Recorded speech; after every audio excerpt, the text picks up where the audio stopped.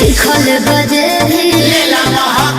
मन खाली पीछा ही घूमी तो का करबे छोटी छोटी चीज के हजार कहबी चिखल बजे भी उलेला महकी मन रखनी हम नहीं चखनी तो मंगला पते तारू न तो काहे तरसाओ तरी अरे रखले बारू हिलवले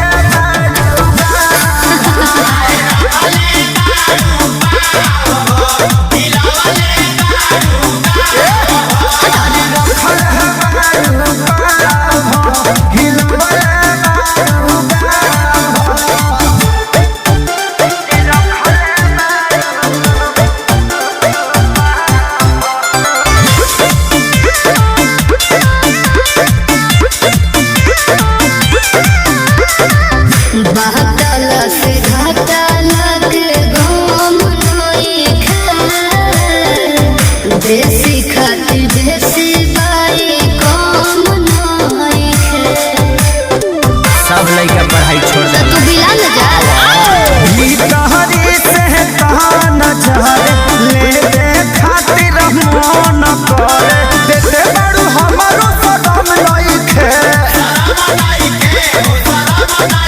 नहीं जाता बाबू इरादा बाबू तोरा खेलू नाता लगा तो का करे से बता दो अरे रखले बारू ओहो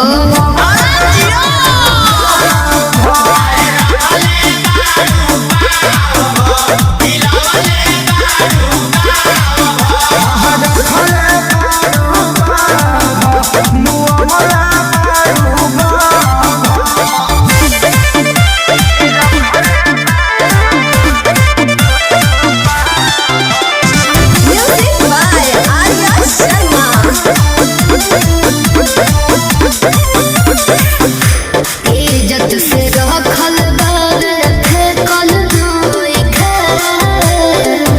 ओहे बुझे मोहरम जेकरा फेकल नहीं खे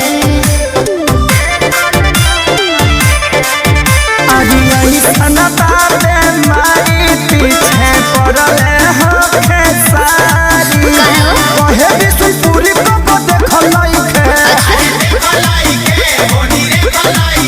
बाटे हालान हो टूटी तालान हो तब बचैना तनिको दिखाओ आई फ्लू हो जाओ अरे रखले बारू अजिया जिए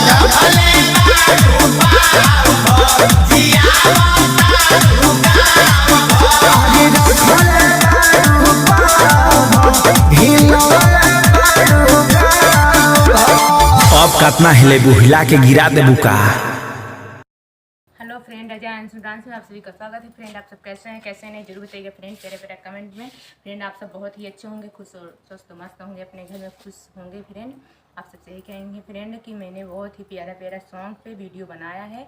आप सब मेरी वीडियो को जाके देखिए, बहुत ही प्यार दीजिए, दुलार दीजिए अपना, और एक कमेंट लाइक सब्सक्राइब कर दीजिए प्यारा सा फ्रेंड। और देखना ना भूलिएगा, बहुत ही प्यारा पे सॉन्ग पे बनाए हैं कल्लू और मनी मिराज पे। आप सब जाके देखिए, सर्च करके अजय अंशु डांस पे। बहुत सारा प्यार दीजिए, दुलार दीजिए। बाय बाय, फिर मिलते हैं फ्रेंड एक न्यू वीडियो के साथ। Bye bye friend.